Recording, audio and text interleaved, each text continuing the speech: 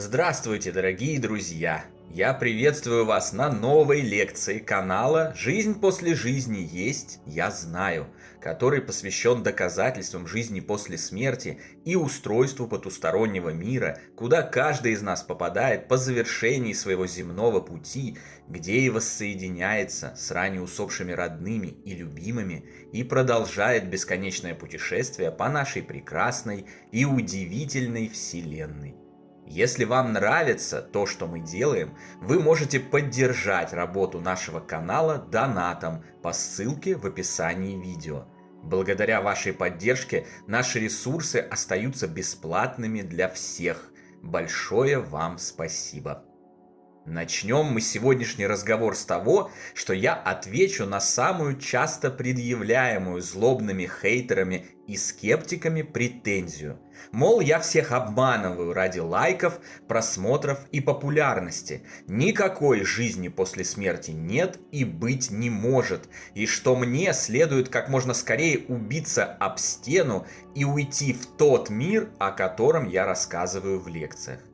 Это, разумеется, неправда и самая откровенная ложь озлобившихся на весь мир людей, исполненных ненависти, зависти и самых низменных качеств.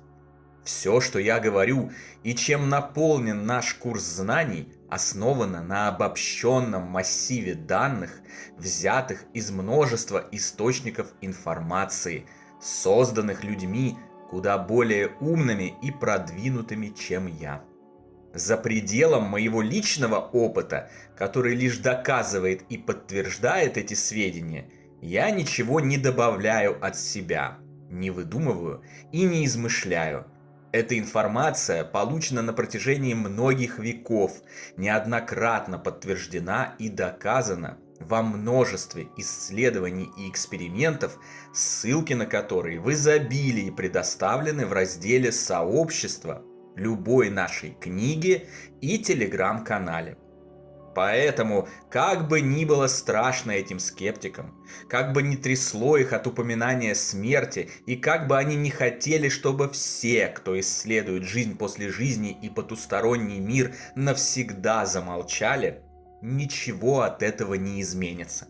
Жизнь как продолжалась вечно, так и будет продолжаться. Ничего со смертью биологического тела не заканчивается, никакого небытия не будет, а я не только никого не обманываю, но и абсолютно уверен в точности того, о чем говорю. Я настолько в этом уверен, что готов спокойно поставить на это свою жизнь и все, что у меня есть. Уже неоднократно говорил, пусть я немедленно умру, если в моих словах есть хотя бы капля лжи. Как видите, не умер.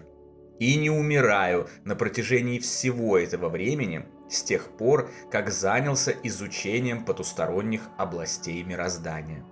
А значит, продолжаем и не слушаем тех, кто не способен победить свои страхи, предрассудки, ограниченность и невежественность.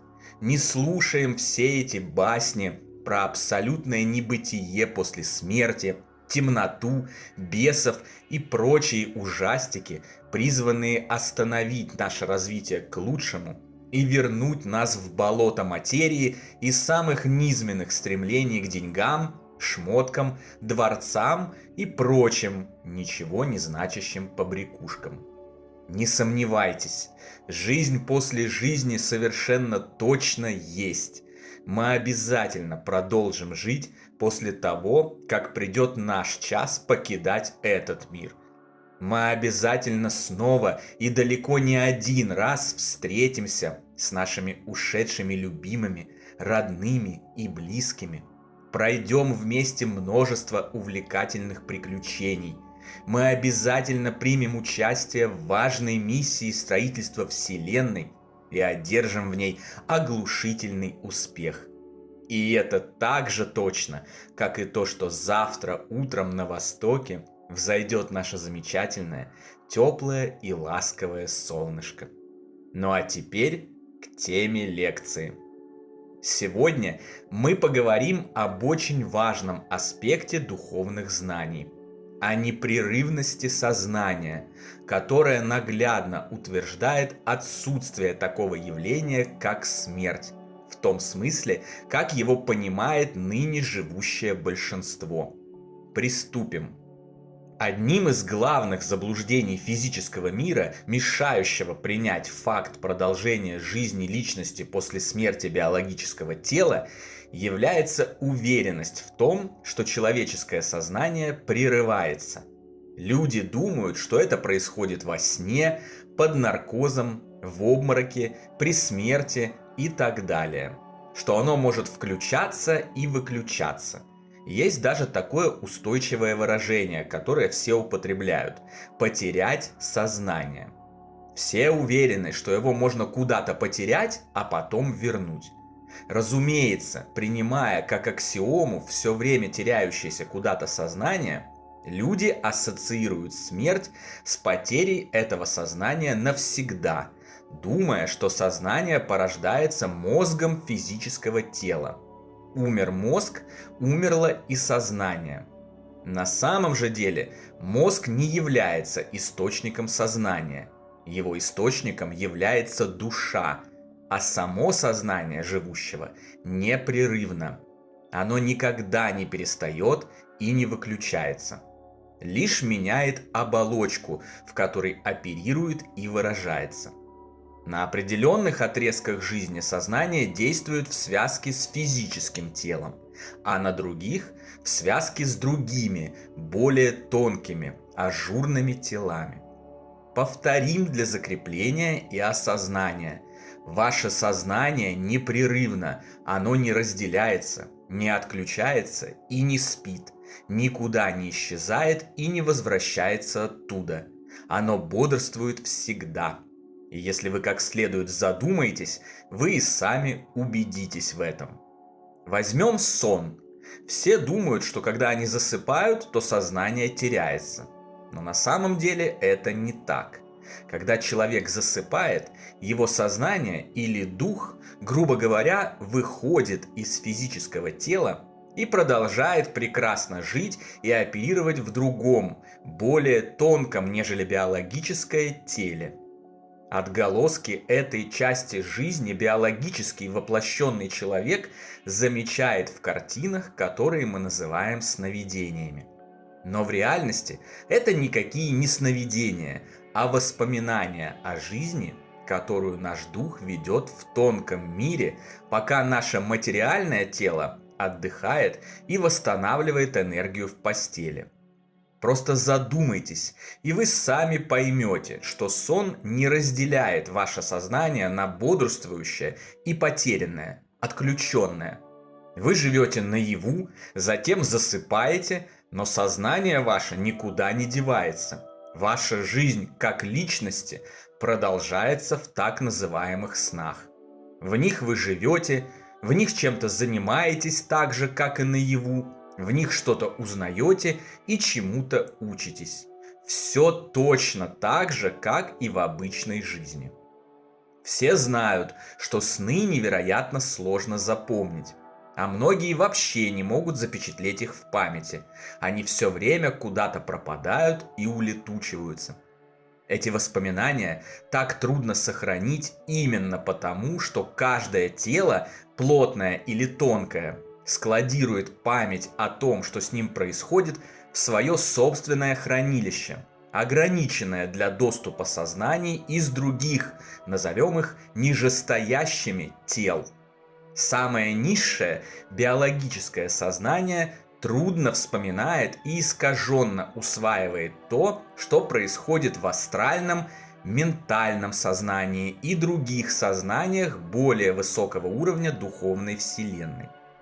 Каждый следующий, более высокий духовный уровень и соответствующий ему более высокий уровень сознания гораздо более сложно устроен и познаваем. Сбор информации на каждом уровне происходит при помощи подходящих для этого уровня органов чувств. В материальном мире это материальные органы чувств, в духовном – духовные. Информация, собранная духовными органами чувств, не может быть корректно обработана материальным мозгом, предназначенным для работы с информацией, собранной материальными глазами, нервными окончаниями, ушами, языком и носом. Чтобы понять это, представьте, что вы пытаетесь запустить последнюю часть игры Grand Theft Auto на калькуляторе. Не получится. Калькулятор просто не сможет обработать и даже воспринять код игры, не говоря уже о том, чтобы отобразить на экране ее прекрасную графику. То же самое и с нашими телами. Нижестоящее плотное тело не способно в кавычках отобразить графику, предназначенную для более продвинутого тонкого тела. Глаза нашего земного тела не способны воспринять картинку с более многомерных уровней Вселенной, а земной мозг не способен ее понять и корректно обработать, передав сознанию. Поэтому и сны, которые мы вспоминаем, искажены и непонятны.